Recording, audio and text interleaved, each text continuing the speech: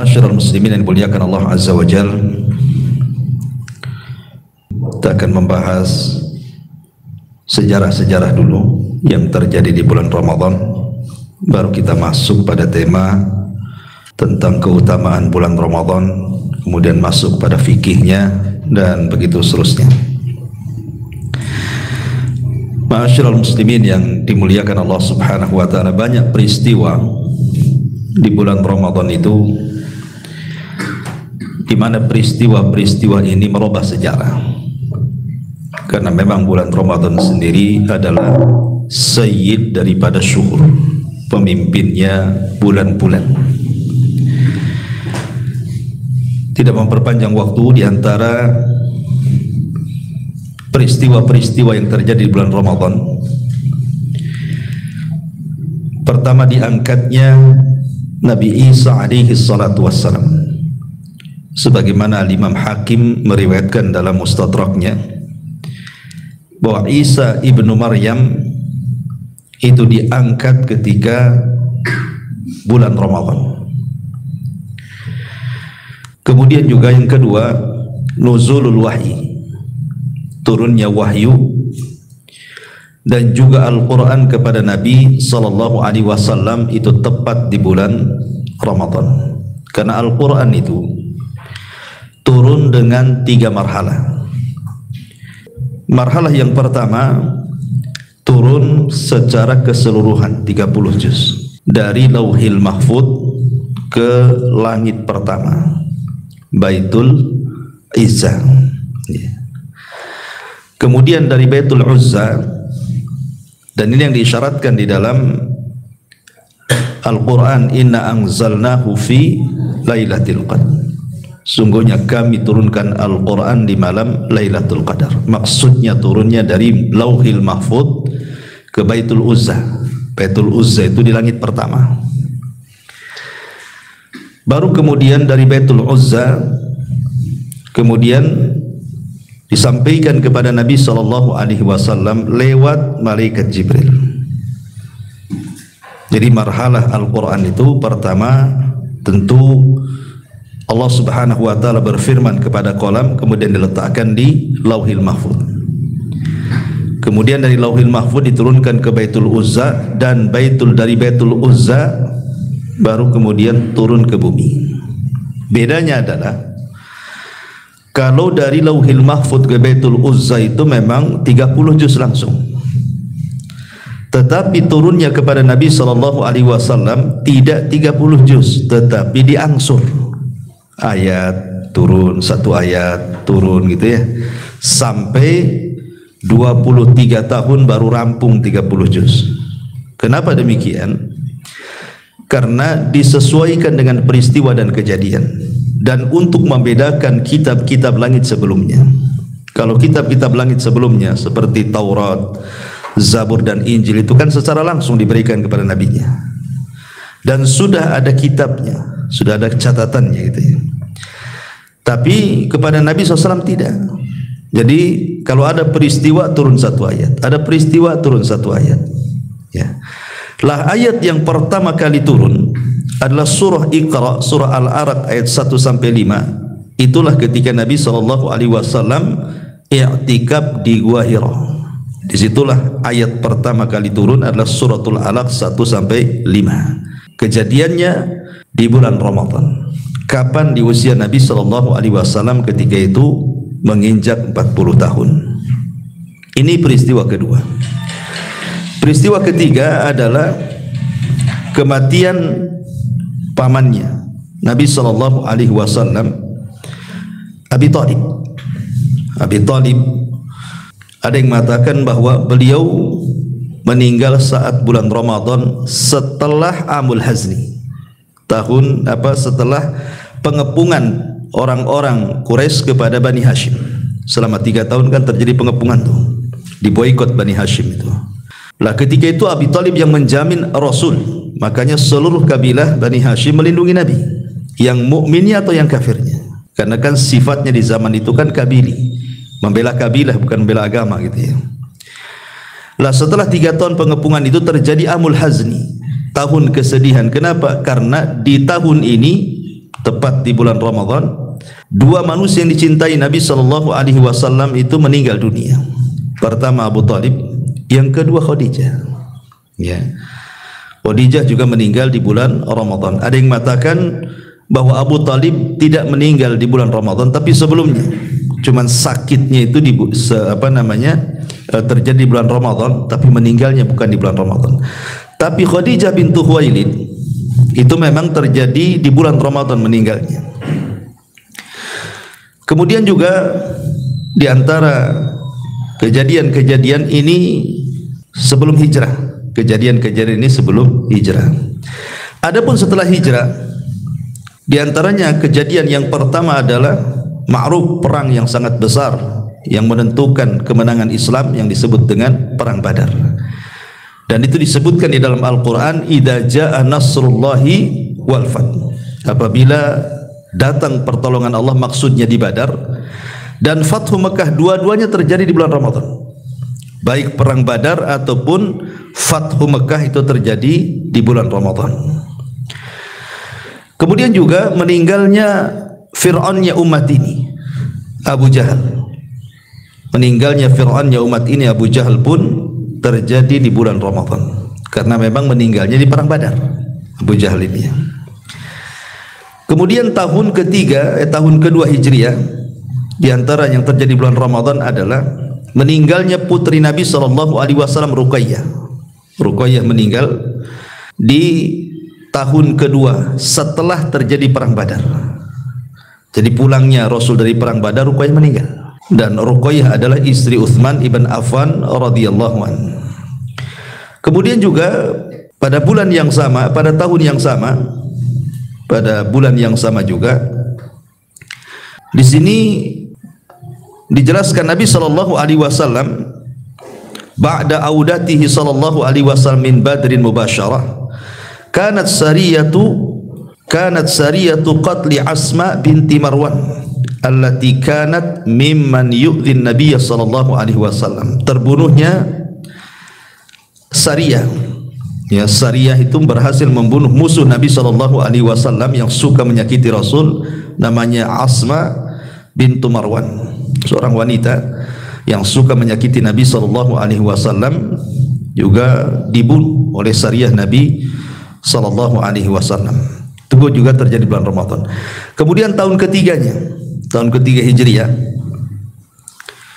Fatimah radhiyallahu anha melahirkan Hasan. Jadi lahirnya Hasan ibn Ali itu terjadi di bulan Ramadan juga. Kemudian juga menikahnya Nabi sallallahu alaihi wasallam dengan Zainab bintu Huzaimah. Rasul menikah dengan Zainab bintu Huzaimah di tahun ketiga di bulan Ramadan, juga terjadi di bulan Ramadan. Kemudian tahun kelima Hijriah, terjadi fitnah besar kepada Aisyah radhiyallahu anha. Aisyah dituduh berzina dengan Safwan ibn Mu'attil.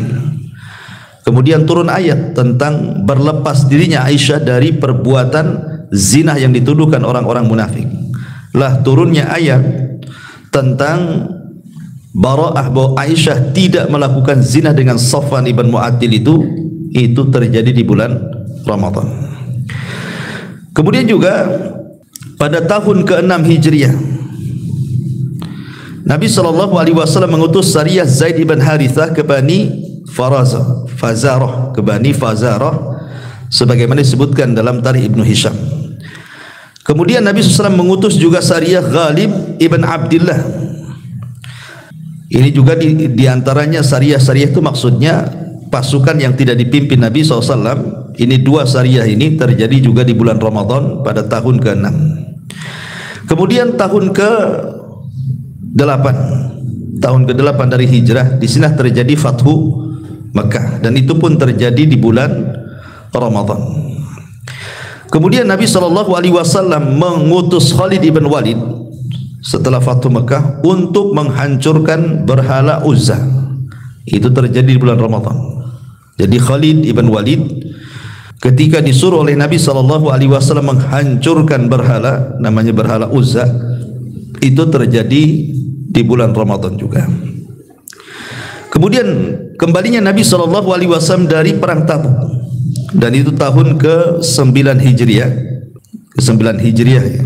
Ya, artinya kemenangan Nabi SAW di perang Tabuk itu juga setelah pulang tepat di bulan Ramadan. Dan begitu seterusnya. Ini diantara peristiwa-peristiwa besar, termasuk pensyariatan adzan. Itu juga di bulan Ramadan. Kemudian pembebasan Andalus itu juga terjadi di bulan Ramadan, termasuk juga pendirian Al-Azhar Mesir. Ya, ma'ruf ya, kuliah sana di Al-Azhar Kairo, itu juga terjadi di bulan Ramadan. Kemudian peperangan Hittin, kemudian pembebasan negeri Antakya, dan begitu seterusnya. Itu terjadi di bulan Ramadan. Ini dari sisi sejarahnya. Taib, saya kira tidak perlu diperpanjang si sejarah. Kita masuk pada pembahasan kita tentang menyongsong bulan Ramadan. Khotib ini muliakan Allah Subhanahu wa taala. Di dalam Al-Qur'anul Karim ada ayat yang masyhur sekali. Kalau kita datang di bulan Ramadan mesti ayat ini dibaca. Saya kira antum hafal. Kalau antum tak hafal berarti tidak pernah menemui bulan Ramadan. Ya ayyuhalladzina amanu kutiba alaikumusiyam kama kutiba alal ladzina min qablikum la'allakum tattaqun. Wahai orang-orang yang beriman, ingat kalimat wahai orang-orang yang beriman, kata Abdullah bin Mas'ud radhiyallahu anhu. Panggilan wahai orang-orang yang beriman ini bukan panggilan biasa, tapi ini panggilan kejutan. Karena biasanya setelah panggilan ya ayyuhalladzina amanu, boleh jadi Allah hendak memerintahkan sebuah perkara besar atau hendak melarang sebuah larangan besar. Dan inilah yang membedakan panggilan Mekah dengan panggilan Madinah. Kalau Nabi berdakwah di Mekah itu panggilannya ya ayyuhan nas. Di Quran kita sering mendapati ya ayyuhan nasu taqu rabbakumul ladzi khalaqakum min nafsi wahidah, kan itu. Banyak di Quran itu kalimat ya ayyuhan nas, wahai manusia. Kalimat wahai manusia dalam Al-Qur'an biasanya panggilan ini digunakan di Mekah. Periode Makkiyah namanya. Kenapa? Karena di Mekah itu umumnya tidak menjelaskan tentang hukum-hukum ibadah, menjelaskan tentang hukum-hukum tauhid. Makanya panggilannya umum, manusia, masuk mukmin, masuk kafir di situ. Tetapi panggilan orang-orang yang berimannya khusus. Namanya aman, orang yang beriman. Berarti orang kafir enggak masuk di situ. Makanya panggilan orang-orang yang beriman ini biasanya kalau tidak larangan perintah, dan biasanya umumnya perintah tentang ibadah. Ya ayyuhalladzina amanu idza qumtum ilas shalah. Wahai orang-orang yang beriman, kalau kalian hendak salat, salat ibadah. Kan itu ya. Ya ayyuhalladzina amanu idza nudiya lis-salati mi yaumil jum'ah. Apabila dikumandangkan hari Jumat, salat juga kan, hukum-hukum kan, ibadah. Termasuk di sini juga. Ya ayyuhalladzina amanu kutiba alaikumusiyam. Di sini ada perintah puasa. Berarti panggilan ya ayyuhalladzina amanu itu umumnya biasanya perintah soal ibadah, gitu ya. Atau hendak melarang sebuah dosa yang tidak boleh dilanggar oleh kaum muslimin. Di sini Allah mengatakan kalimat kutiba. Kenapa Allah Subhanahu wa taala tidak mengatakan umpamanya dengan kalimat wajib, wajaba? Kenapa mesti kutiba? Atau kenapa tidak wujiba, diwajibkan? Sama-sama artinya, wujiba juga diartikan, kutiba juga diartikan diwajibkan. Jadi sama-sama secara arti sama. Ulama tafsir mengatakan bahasa kutiba kenapa digunakan untuk puasa dan tidak digunakan kepada syariat solat umpamanya kan. Kalau solat kan menggunakan wajib gitu ya. Tidak kalimat kutiba. Karena biasanya ibadah yang dimulai dengan kalimat kutiba itu berat dilakukan. Seperti contohnya kutiba alikumul qital. Diwajibkan kepada kalian perang. Perang itu berat, ya kan? Tidak semua orang bisa perang kan? Kalau tidak berani nggak bisa dia. Kalau orang pengecut itu berani di awal, dengar bom sudah takut pengen balik dia. Karena perlu keberanian. Lah puasa juga sama. Puasa itu ibadah yang berat. Karena perlu kesabaran masalahnya. Kalau sholat itu 5 menit rampung selesai. Tergantung ayat yang antum baca kan. Makin cepat atau makin pendek ayatnya makin cepat sholatnya kan. Antum baca 3 kul sebentar aja tuh. dibandingkan dengan lam yakunil gitu ya. Itu yang An-Naba itu agak lama tuh. Apalagi Al-Baqarah ya. Salat itu bisa disetting, waktunya itu bisa disetting, antum bisa dilamakan, bisa dicepatkan. Tapi puasa tidak bisa antum setting. Puasa itu sudah ada waktunya, ya terbit, mulai terbit fajar sampai tenggelam matahari. Tidak bisa antum setting jam itu. Saya percepatlah jamnya gitu ya, biar cepat jam 6 gitu kan, atau dilobetkan atau dicepatkan jam, nggak bisa ya, karena sudah ditentukan waktunya. Dan itu berat puasa itu, karena banyak hal-hal yang harus jauh. Itu tidak boleh makan, tidak boleh minum, meninggalkan syahwat, macam-macam ya kan. Makanya bahasa Quran menggunakan kalimat kutiba, menunjukkan beratnya ibadah puasa. Kemudian Allah mengatakan kutiba alaikumusiyam kama kutiba alal ladzina min qablikum, sebagaimana diwajibkan kepada umat sebelum kalian. Artinya bahwa puasa itu bukan ibadah kepada umat Islam saja. Sebelum umat Islam sudah diwajibkan puasa. Bahkan rukun Islam itu diwajibkan kepada umat sebelum Islam. Sudah ada rukun Islam itu kepada sebelum Islam, baik syahadatnya, salatnya, puasanya, zakatnya, hajinya, semua ada di umat-umat sebelum Islam. Termasuk juga puasa. Cuman kan ada perbedaan tentu dari segi cara ya. Sebagaimana Rasul mengatakan bahwa perbedaan puasa kita dengan puasa ahli kitab itu dimakan sahur. Artinya kan mereka puasa, kita juga puasa, cuman bedanya dimakan sahur gitu saja. Kita ada makan sahur, mereka tak ada makan sahur. Makanya nanti saya akan jelaskan tentang fadilah sahur itu yang luar biasa. Kenapa umat Islam itu sampai disyariatkan sahur? Salah satunya untuk menyelisihi orang-orang ahli kitab ya. Kutiba alaikumusiyam kama kutiba alal ladzina min qablikum la'allakum tattaqun. Tujuan puasa itu Allah Subhanahu wa taala akhiri dengan kalimat takwa. Allah tidak mengatakan kenapa kalian puasa supaya kalian lapar, tidak. Supaya kalian haus, tidak juga. Supaya kalian merasakan orang-orang susah itu tidak makan, tidak minum, tidak juga. Tapi Allah akhiri dengan kalimat takwa, supaya kalian takwa. Takwa itu di mana? Takwa itu di hati. Kata Rasulullah SAW, at-taqwa hahuna, takwa itu di sini. Kemudian wa yushiru ila sadri, dia mengisyaratkan ke jantungnya. Disinilah takwa. Berarti dari sini bahwa puasa itu bukan hanya sekedar mempuasakan badan, tapi ada yang lebih daripada itu, puasa hati. Ya, karena kalimatnya takwa di sini, dan takwa itu di hati. Berarti puasa itu ada dua macam. Ada puasa hati, ada puasa badan. Dan puasa hati itu jauh lebih mulia dibandingkan puasa badan. Puasa hati itu jauh lebih mulia dibandingkan puasa badan, karena yang menentukan pahala dan tidaknya puasa badan itu adalah puasa hati. Makanya orang yang sedang berpuasa, kata Rasul, kemudian ada orang yang mengajak bertengkar, apa kata Rasul? Tinggalkan, katakan kepada dia, ini mru'un shaim, maaf saya puasa, ya kan? Supaya menjaga hatinya di sini, jangan dilayan gitu ya. Tapi titik sampai di sini, jangan dikasih koma. Nanti habis buka, jangan. Itu masalah itu ya. Di sini ikhwatul fillah muliakan Allah Azza wa Jalla. Pertanyaan, kenapa puasa itu membuahkan takwa? Ini penting kita bahas ya. Ya, kenapa puasa itu bisa membuahkan takwa itu kenapa? Ya. Ma'asyiral muslimin yang dimuliakan Allah Azza wa Jalla. Puasa itu adalah menghindarkan seseorang dari berbagai macam syahwat.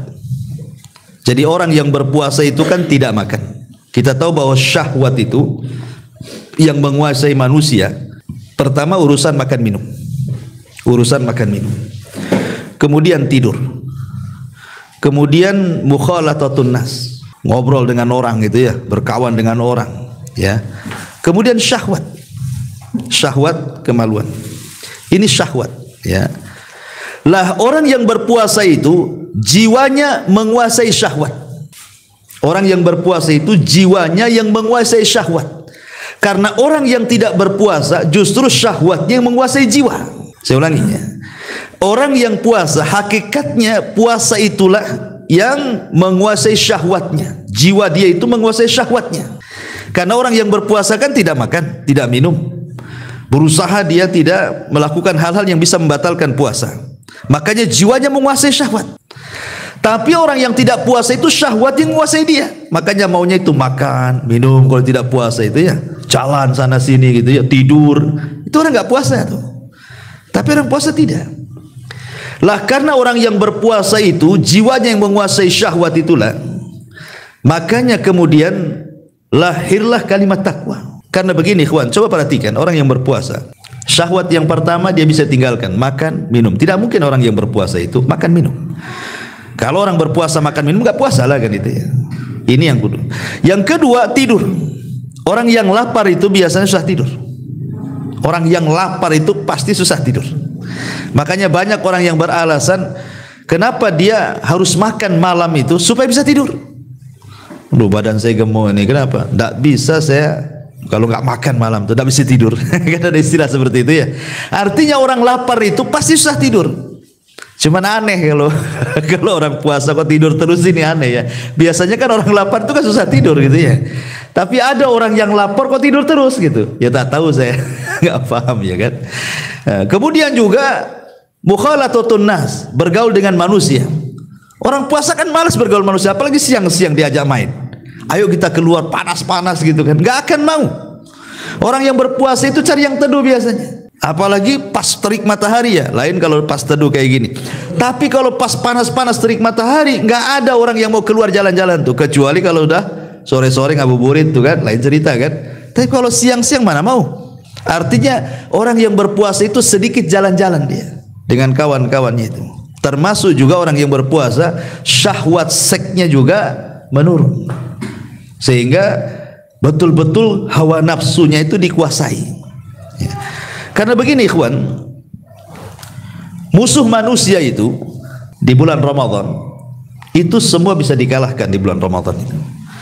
Pertama musuh manusia apa? Syahwat. Yang kedua syubhat. Ya. Dari mana timbulnya syahwat? Dari hawa nafsu. Dari mana timbulnya syubhat? Dari setan. Dua-duanya bisa dikalahkan di bulan Ramadan.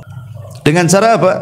Kalau dengan hawa nafsu jelas tadi dengan cara puasa kan. Puasa kita bisa mengalahkan hawa nafsu karena orang yang berpuasa itu jiwanya mengalahkan nafsunya. Karena dia tidak makan, tidak minum, tidak berhubungan seks dan begitu seterusnya. Ya. Adapun syaitan di bulan Ramadan diikat. Nabi SAW yang mengatakan, "Idza ja'akum Ramadan futihat abwabul jannah wa ghuliqat abwabun niran wa suffidati syayatin." Apabila datang bulan Ramadan kata Rasul, maka dibuka pintu sorga, ditutup pintu neraka, diikat pula setan. Jadi geraknya setan itu sudah tidak leluasa di bulan Ramadan. Ditambah-tambah malamnya kita tarawih. Dan salat tarawih itu dibacakan Quran di situ. Waktunya kita harusnya tidur, tahu-tahu salat. Mau tidak mau kita salat. Ya kan? Dan di situ setelah tarawih kita juga tadarus kadang-kadang. Dan salah satu fungsi Al-Quran itu apa? Bisa mengusir setan. Makanya Rasul mengatakan siapa yang membaca surah Al-Baqarah di rumahnya bisa menghindarkan setan kan. Lari setan dari rumah kita.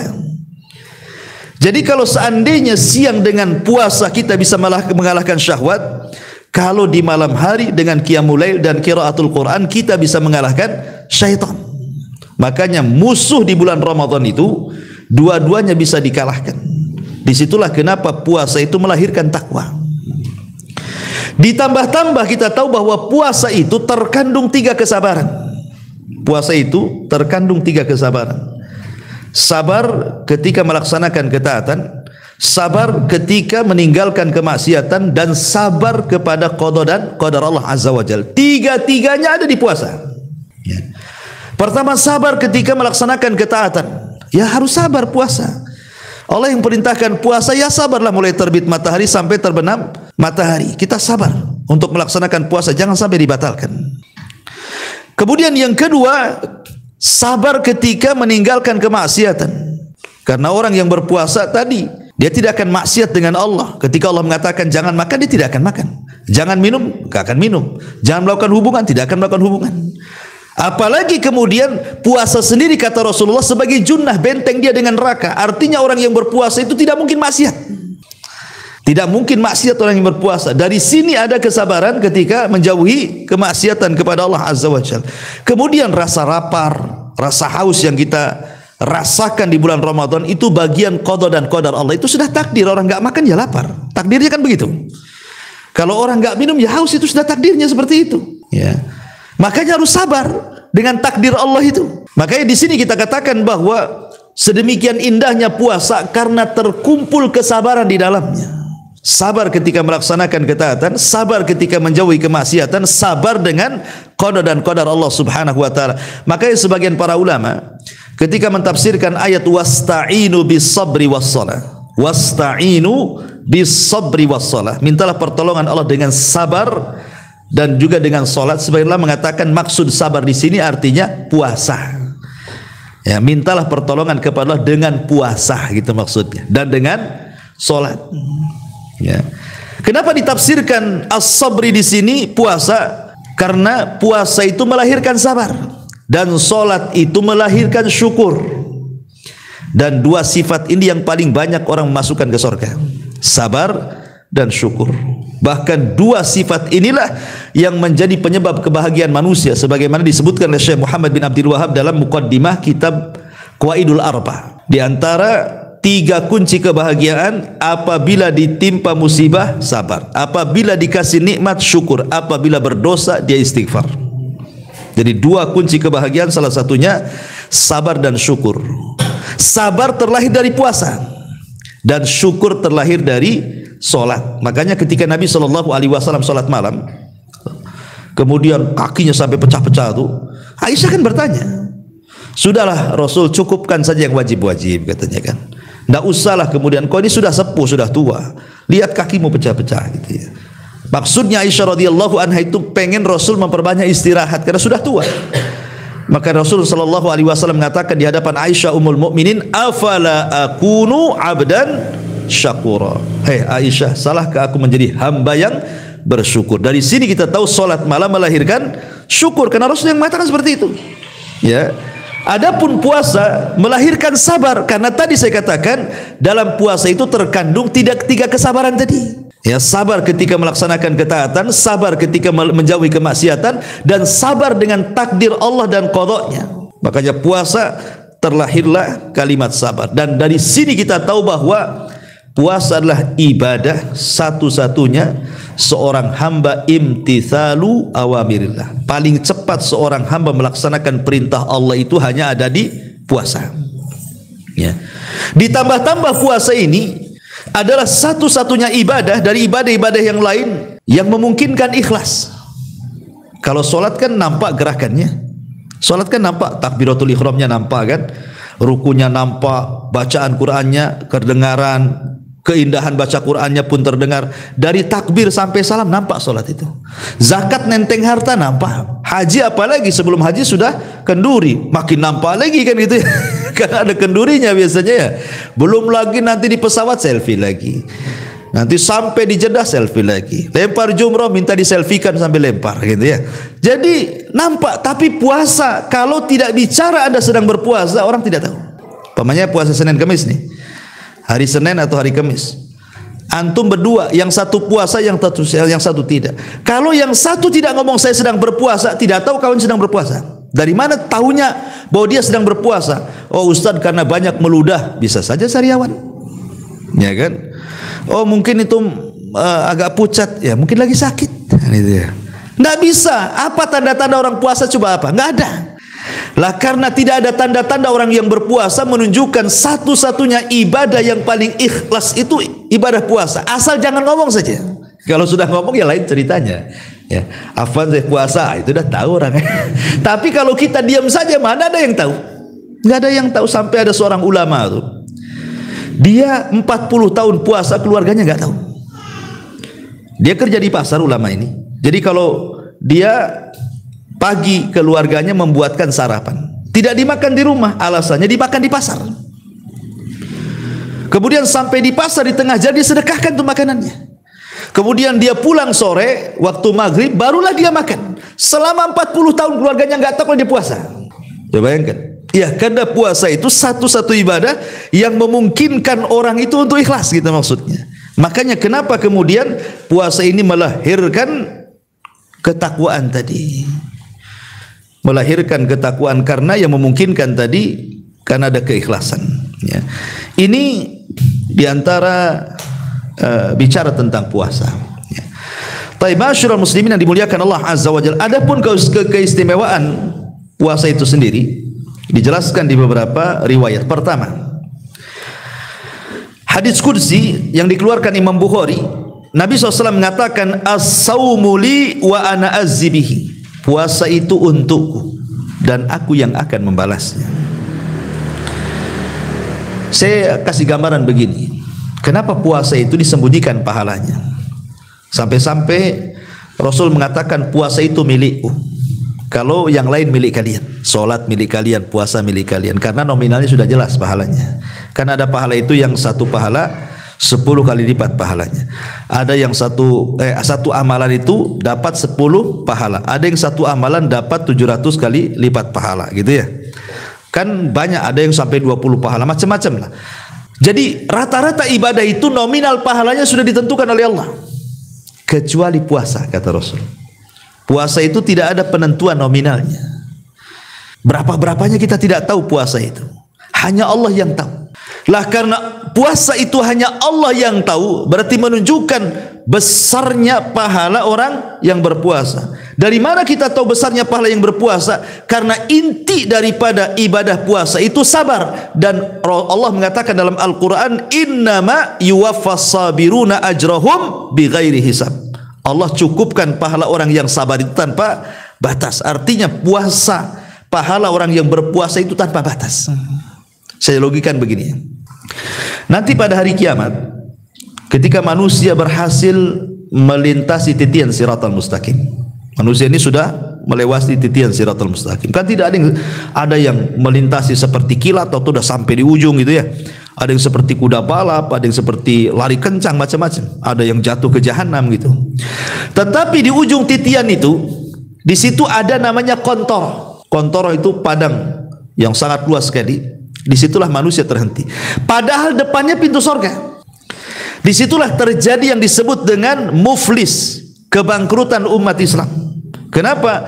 Karena di satu sisi membawa pahala, di sisi lain membawa dosa. Di situ terjadi barter pahala dan dosa. Dulu kau mendolimi saya. Mana pahalamu? Akhirnya diambil pahalanya. Ketika sudah tidak ada pahala lagi, datang juga orang yang mendoliminya dan mengatakan, mana pahalamu? Kau juga mendolimi aku. Kata dia, aku tidak punya pahala lagi, sudah habis. Oke, nggak apa-apa, aku punya dosa, ambil dosaku kepadamu.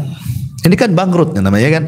Sudah habis pahalanya, nanggung pula dosa orang. Kalau dalam bahasa berbisnis itu modalnya habis, utang pula numpuk gitu maksudnya. Ya. Maka orang seperti ini sebenarnya harusnya sudah nggak ada lagi pahala yang diperjuangkan untuk masuk ke dalam surga. Otomatis dia harus balik lagi kan ke jahanam.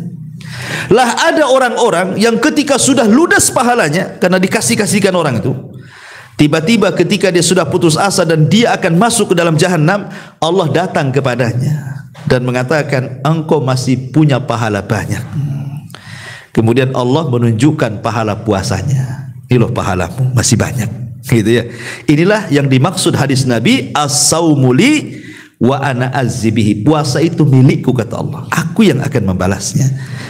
Ya, jadi puasa itu penolong jadinya kan. Yang harusnya dia masuk jahanam tidak jadi, karena ada pahala yang tersembunyi dari puasa.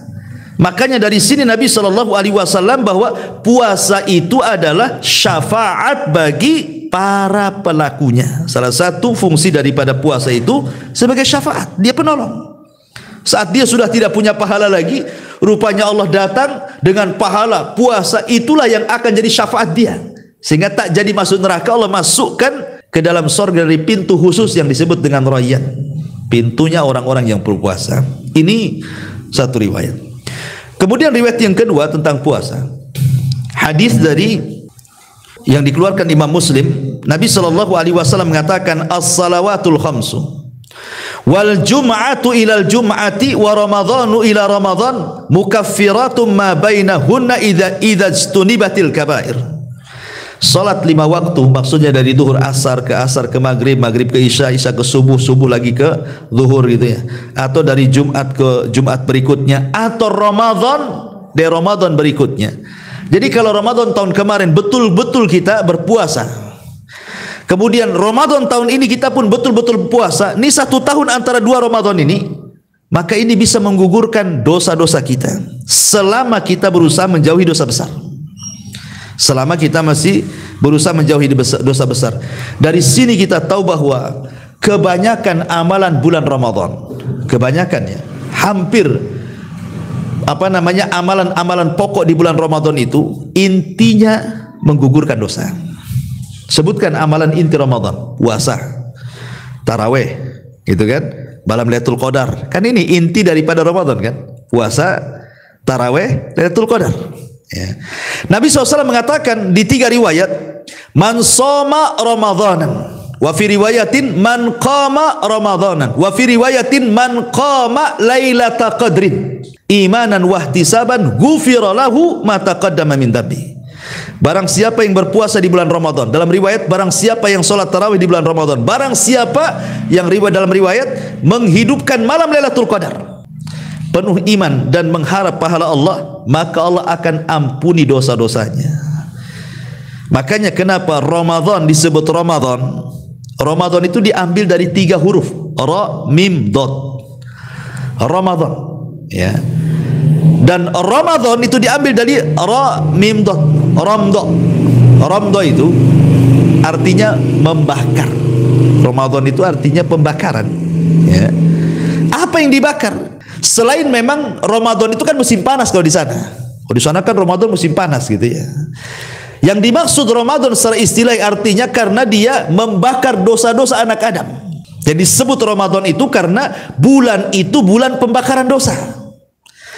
Kenapa disebut pembakaran dosa? Karena ibadah-ibadah vital di bulan Ramadan itu semua manfaatnya menggugurkan dosa. Seperti tadi yang riwayat yang saya sebutkan kan, siapa yang berpuasa, siapa yang sholat malam, siapa yang menghidupkan Lailatul Qadar, penuh iman dan mengharap pahala Allah, Allah ampuni dosa-dosanya. Makanya celaka dan binasa orang yang masuk Ramadan, keluar Ramadan, 1 dosa pun tidak diampuni. Itu masalah. Sebagaimana Rasul pernah naik ke atas mimbar, ya, kemudian amin, naik lagi, amin, naik lagi, amin. Kemudian Rasul berceramah. Kemudian turun dari mimbar setelah berceramah. Sahabat kemudian heran dengan aminnya Rasul ketika di awal naik mimbar. Sahabat mengatakan, alama amanta ya Rasulullah. Rasul kok tadi mengaminkan apa gitu ya? Kami tak dengar doa. Asik kok amin, amin, amin. Amin kan harus doa kan gitu. Amin berarti ada doa yang dibaca Nabi. Sahabat tak dengar. Makanya sahabat mengatakan, Rasul kok doa apa tadi? Kok naik atas mimbar kok amin 3 kali? Maka Rasul menjelaskan, adapun tadi Jibril datang kepadaku saat aku naik mimbar, dia minta diaminkan doanya, ku aminkan. Salah satunya Jibril meminta diaminkan doanya adalah ragima anfu rajulin adraka Ramadan falam yughfar lahu min dzunubi. Celaka dan binasa orang yang masuk Ramadan 1 dosa pun tidak diampuni. Maka ku aminkan, Jibril pun amin. Bayangkan kalau yang berdoa Jibril, yang mengaminkan Rasul, yang menyaksikan para sahabat, siapa lagi doa yang dikabulkan? Ya kan? Maka binasalah orang-orang yang masuk Ramadan 1 dosa pun tidak diampuni. Padahal Ramadan itu disebut Ramadan karena pembakaran dosa, kan itu ya. Itu inti daripada Ramadan, ya. Ma'asyiral muslimin yang dimuliakan Allah Subhanahu wa taala. Kemudian juga hadis yang ketiga soal puasa. Nabi SAW mengatakan, man fattara sha'iman kana lahu mithlu ajrihi ghaira annahu la yanqusu min ajri sha'imi syai'un. Barang siapa yang memberi makan orang yang berpuasa, fattar itu artinya menjadikan dia berbuka dengan makanan kita. Dari sini kita tahu bahwa tidak mesti kenyang. Yang penting dia mau membukakan puasanya dengan iftar yang kita kasih. Walaupun hanya separuh kurma, yang penting gara-gara separuh kurma kita dia batal puasanya, gitu maksudnya.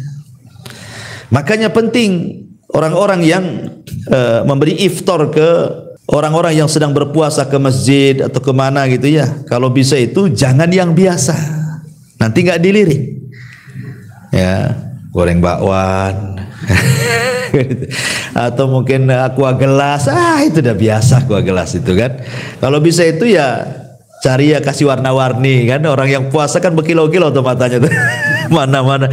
Jadi kalau bisa ngasih orang yang berpuasa itu, kalau sekarang kan banyak orang ngasih iftar itu, jadi kita harus cerdas tuh Ya, kalau bisa minuman kita dulu, makanan kita dulu yang diri, gimana caranya?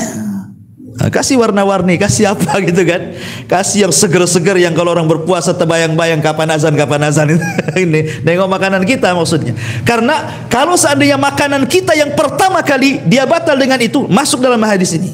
Man fattara sha'iman, siapa yang menjadikan orang berbuka karena makanan kita atau minuman kita, apa pahalanya? Maka dia dapat pahala orang yang berpuasa tanpa mengurangi pahala dia sedikit pun.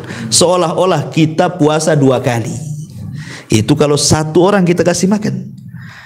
Kalau 100 orang antum berhasil membuat mereka berbuka gara-gara makanan antum, berarti antum seolah-olah puasa 100 kali. Makanya sering-seringlah ngundang ke rumah. Kalau ngundang ke rumah nggak ada makanan orang itu biasanya, iya kan? Makanan dia aja lah. Nggak mungkin tetangga nitip kan itu, kecuali antum woro-woro kan itu ya. Kalau ngundang di rumah mau tidak mau makanan antum yang dimakan itu. Ya undang aja 100 orang. Ramadan aja nggak sampai 100 hari kok, 30 hari kan gitu. Antum bisa sampai 100 hari tuh puasa itu. Masya Allah, luar biasa. Makanya kenapa puasa ini luar biasa amalan. Hanya ngasih makan saja itu sudah bisa mendapatkan pahala orang itu. Ini juga di antara keutamanya. Kemudian juga hadis berikutnya tentang puasa. Nabi SAW mengatakan dalam hadis yang sangat masyhur dikeluarkan Imam Muslim dari hadis Abi Hurairah, lis-shaimi farhatun inda fitri wa farhatun inda liqa'i rabbi. Bagi orang yang berpuasa itu ada 2 kebahagiaan. Kebahagiaan saat berbuka dan kebahagiaan kelak apabila berjumpa dengan Rabbnya. Sebagian para ulama mengatakan, kenapa orang yang berpuasa itu ada kebahagiaan saat berbuka? Karena di situ ada doa yang tidak akan ditolak. Itu menjelang berbuka. Kira-kira mungkin ya 10 menit atau 5 menit menjelang berbuka. Disitulah waktu yang sangat mustajab. Sampai-sampai para ulama salaf menganjurkan doa yang antum baca di situ cuman 1, minta kepada Allah agar antum dibebaskan dari api neraka. Karena setiap malam di bulan Ramadan itu Allah memerdekakan di antara hamba-hambanya akan terbebas dari api neraka. Dan kalau seandainya dicatat saja seumur hidup kita ini seumur hidup kita selama berjumpa dengan Ramadan itu, anggap usia antum sudah 40, 50 itu ya, berarti sudah berRamadan antum dapat itu.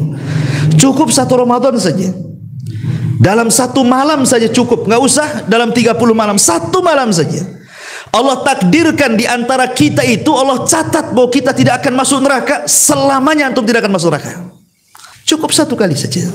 Tapi kan kita tidak tahu apakah kita termasuk orang dicatat atau tidak kan itu.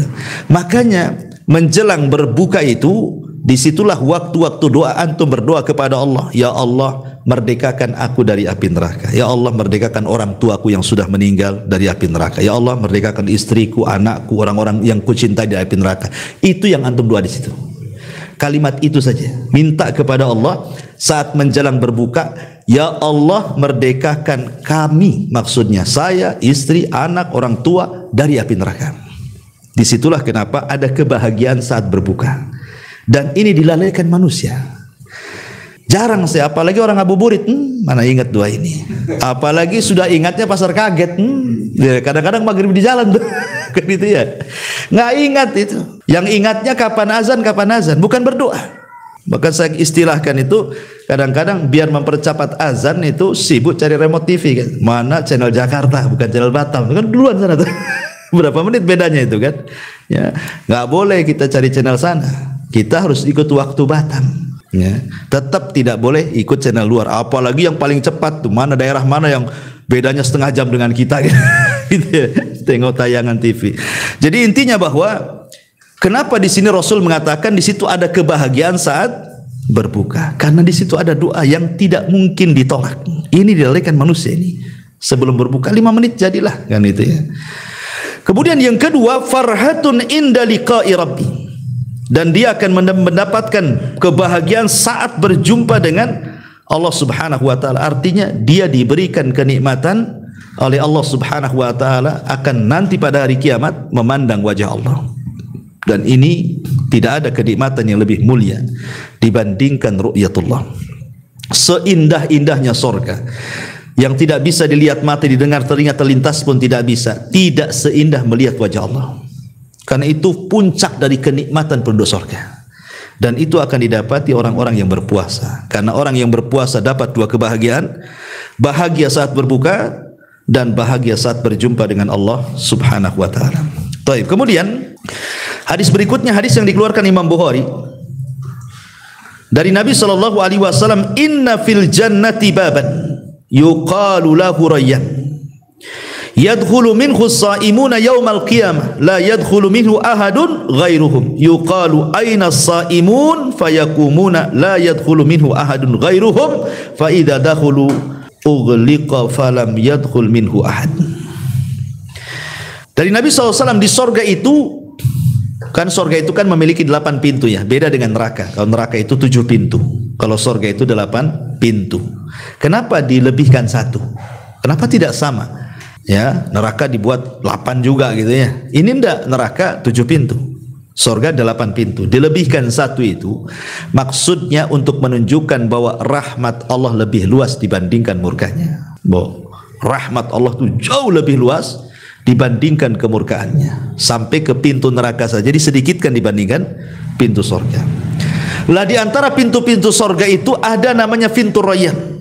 Jadi ketika Nabi SAW bersabda, sayati alaikum zaman kadidu minaz ziham, akan datang zamannya kalian berdesak-desakan di pintu sorga. Saking berdesak-desak nggak bisa masuk ke sorga, karena pintunya nggak bisa dibuka. Yang bisa membuka pintu sorga cuma Nabi. Maka ketika Nabi SAW mendekati pintu sorga, kemudian mengetuk, kemudian malaikat Ridwan menjawab, akhirnya semua pintu sorga itu terbuka. Masing-masing di pintu sorga itu ada penyeru. Menyerukan apa? Menyerukan setiap ibadah yang dilakukan hamba-hambanya. Kalau di dunia ahli solat, maka akan dipanggil, hei ahli solat, masuk dari sini. Hei ahli zakat, masuk dari sini. Hei ahli jihad, masuk dari sini. Hei kamu yang ahli puasa di dunia, masuk dari sini, pintu rayyan. Ya. Kenapa dibeda-bedakan pintu-pintu sorga itu coba? Karena manusia itu tidak sama semangat ibadahnya. Ada orang semangat dia puasa sunnah, tak semangat pula di sedekah. Kan itu ya. Ada kalau sedekah masya Allah tidak pelit dia, nyah-nyoh gitu ya. Tapi sholat sunnah kurang pula dia. Ya. Tapi kalau sholat sunnah ada juga luar biasa rajin dia sholat sunnah. Giliran puasa tak bisa lapar dia. Kan itu ya. Jadi ada orang itu diutamakan masing-masing. Diutamakan masing-masing. Ya, dan memang begitu watak manusia. Makanya Imam Malik suatu ketika pernah dapat surat. Imam Malik kan tidak terkenal ibadahnya. Dia hanya dikenal kealiman ilmu hadisnya, sehingga dia ma'ruf gitu riwayat-riwayatnya kan. Banyak orang belajar. Tapi urusan ibadah sunnah kurang Imam Malik itu. Akhirnya adalah yang kononnya mau menasihati Imam Malik, seorang abid, saya lupa namanya, ahli ibadah, ingin menasihati Imam Malik dan mengatakan, wah Imam, seandainya, kata dia, kalau engkau bisa menjamakan antara ilmu dan ibadah, tentu engkau menjadi imam yang sempurna. Dia sok menasihati Imam Malik gitu ya. Ya, karena Imam Malik tidak dikenal ibadah sunnahnya. Ya, dia hanya ngajar gitu saja. Ya. Jadi balas Imam Malik. Dia mengatakan bahwa Allah itu sudah membagi-bagi amal sebagaimana Allah membagi-bagi rizki. Ya, rizki itu ada yang kerja keras, sedikit gajinya, ya kan? Ada yang diam saja, tahu-tahu ya, punya Pajero gitu ya, punya tanah di mana gitu, punya wah enak kerja, rekeningnya gendut gitu kan. Ya, jadi ada amal itu juga sama seperti itu. Allah sudah lebihkan masing-masing orang itu dari amalan, sebagaimana Allah sudah bagi-bagi rizki masing-masing. Ya, mungkin kau dilebihkan dari bab itu, kau dilebihkan sholat malam, baca Quran, dari ibadah-ibadah. Tapi aku dilebihkan di sini, kata Imam Malik. Tapi aku yakin, kata Imam Malik, apa yang kulakukan jauh lebih baik dibandingkan apa yang anda lakukan. Kenapa Imam Malik ngomong begitu? Karena orang alim itu lebih utama dibandingkan ahli ibadah. Kan itu ya. Nabi SAW mengatakan, fadlul alim alal abid kafadlil qamari ala sairil kawakib. Keutamaan orang alim itu jauh sekali, nggak ada apa-apanya dibandingkan ahli ibadah. Ibarat 1 bulan purnama di antara berseraknya bintang-bintang di langit. Berseraknya bintang-bintang di langit itu ribuan bintang, tapi tidak bisa menyinari bumi. Tapi 1 bulan bisa pula dia nyirami bumi.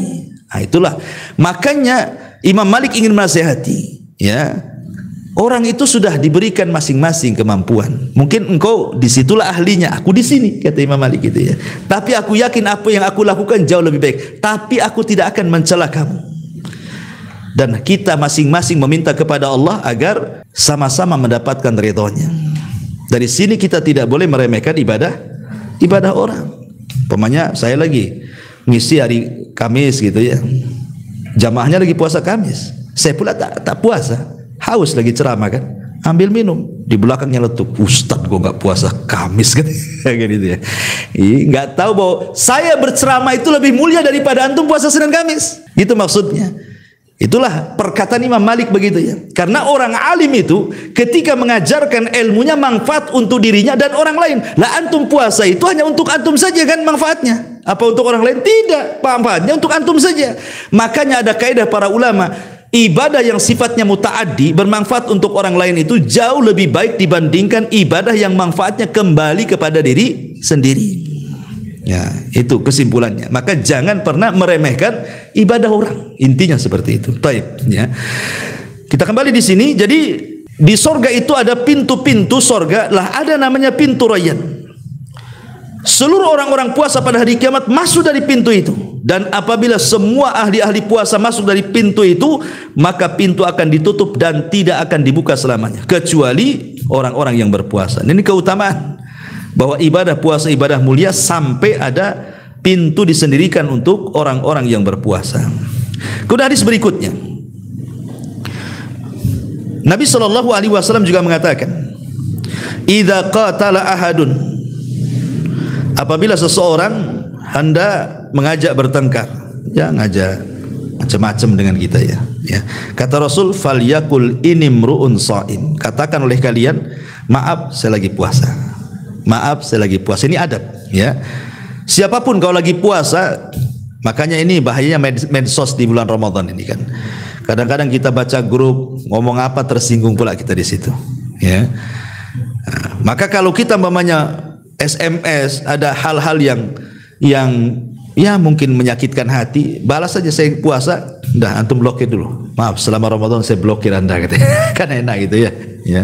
Supaya hati kita terjaga, karena bagaimanapun inti dari puasa itu saya katakan puasa hati. Puasa hati. Percuma orang itu menahan lapar, menahan dahaga, tapi kalau seandainya hatinya tidak bisa dijaga, karena hati itulah yang menggerakkan badan. Kalau kata hati jangan memandang yang haram, mata akan nunduk kepada hati. Ya, saya tidak akan memandang yang haram. Kalau kata hati telinga jangan mendengar yang haram, telinga pun akan nurut. Ya, saya tidak akan mendengar yang haram. Kalau kata hati kaki jangan melangkah ke tempat yang haram, dia tidak akan melangkah. Jadi yang menentukan maksiat-maksiat di bulan Ramadan itu adalah hati. Dari sini ya kata para ulama, ketika Nabi SAW mengatakan betapa banyak orang-orang yang berpuasa itu, kata Rasulullah SAW, kam min sa'imin laisa lahul jaza illal ju'i wal atas. Berapa banyak orang yang berpuasa itu tidak diganjar, sama sekali tidak dapat pahala, dia hanya merasakan lapar dan dahaga saja. Kenapa? Karena yang berpuasa hanya badannya saja ya. Kenapa Rasul sampai ngomong begitu itu? Kebanyakan orang yang berpuasa terkadang tidak dapat apa-apa kecuali rasa lapar dan dahaga. Kenapa? Karena yang berpuasa badannya saja, tapi hatinya tidak berpuasa. Makanya mempuasakan hati itu sangat penting sekali. Nampaknya masih hujan deras. Nggak dengar nih. Lanjut? Nggak dengar ya? Terus aja ya? Iya. Ya insyaallah kita lanjutkan minggu depan karena pembahasan juga masih lama ya. Ini baru cerita puasa saja ya. Ramadan itu kan banyak amalan-amalan.